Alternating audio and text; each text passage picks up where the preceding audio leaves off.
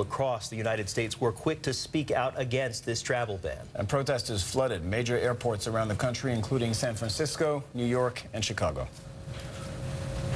On the west coast of the United States, one of those protests took over the airport in Seattle, Washington. That's where we find Gabe Cohen with our immigration laws and implement the president's executive orders to ensure that those entering the United States do not pose a threat to our country or the American people. The department says the travel ban affected less than 1% of the international air travelers who arrived in the United States.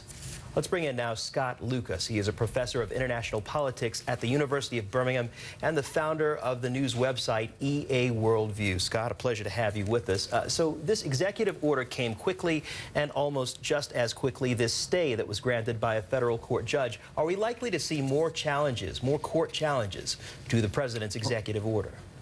Oh, absolutely. I mean, the initial challenges were based on a couple of cases in New York. A couple of Iraqis who were detained. They actually have been released. But you're talking about hundreds of people who are still in detention across these airports. And it is not clear, although the initial court order says they cannot be removed from the U.S., it does not say that they have to be freed from detention. So unless I think you see the Trump administration put out a clear message that it is going to let everyone go, it's not going to detain anybody while it tries to fine-tune the implementation of this rather arbitrary order, we will see both the political and the legal battle continue. So you're suggesting that we will hear more from the Trump administration on this. At the same time, we know that there are more protests scheduled because of this travel ban. The President of the United States described this as an order that is designed to make America safer, to ensure that terrorists are kept out of the country. In your view, does this promote greater security, or does it create new risks? Absolutely not. As your correspondent's already made clear, there are already measures which have been in, especially since 9/11, to try to screen those who come into the United States, including those who are on visas. And the salient point here is that of those 7 countries which have been targeted by the Trump administration, absolutely 0 attacks have been carried out by anyone who is a national or connected with those countries. There have been a handful, only a handful of attacks by foreign-born extremists, killing 24 Americans since 2001. Compare that to the tens of thousands each year that are killed by guns, for example, in the country. So this does not appear to be a sensible reaction to security. Some are asking. Current vetting process is, quote, woefully inadequate. Athena Jones there reporting for us. More protests against the travel ban are planned to start across the U.S. in just a few hours. Hundreds of protesters were out in a number of U.S. airports on Saturday. One of those protests at Dulles International Airport just outside Washington, D.C. Cheryl Connor with our affiliate WJLA has more from there. Travelers at Dulles International Airport are getting an unexpected welcome home. Love, not hate. That's what makes America great. People rolling suitcases looked at signs showing support for refugees and all nationalities.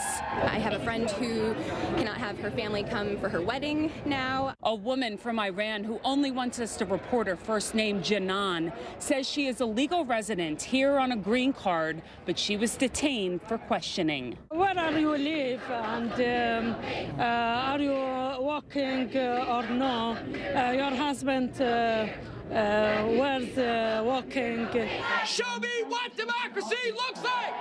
Similar stories in the baggage claim area Saturday night as Border Patrol agents dealt with the changes in President Donald Trump's executive order, which affects people from 7 Muslim-majority countries, including Iraq and Syria. It's my niece. She's a green card holder, and she's a student here, and she just went to Europe and Turkey to meet a couple of friends and come back. Civil rights attorneys gathered to help legal residents. They're being detained inside. We came with proper representation documents, and we were not allowed in to see them. Throughout the night, we heard dozens of people were held for questioning. I'm not sure, but I'm just waiting to see my mother, you know.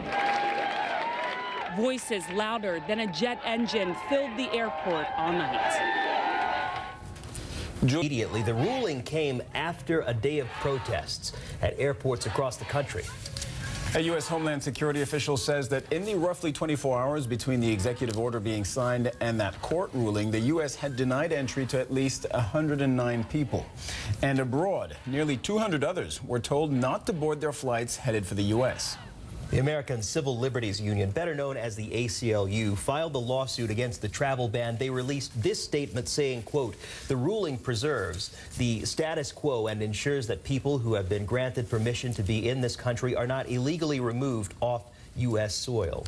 People across the United States, they were quick to protest this travel ban. And demonstrators flooded major airports around the country that included San Francisco, New York, and Chicago. I spoke earlier with Gabe Cohen, a news reporter for KOMO-TV in Seattle, covering the protests at SeaTac Airport.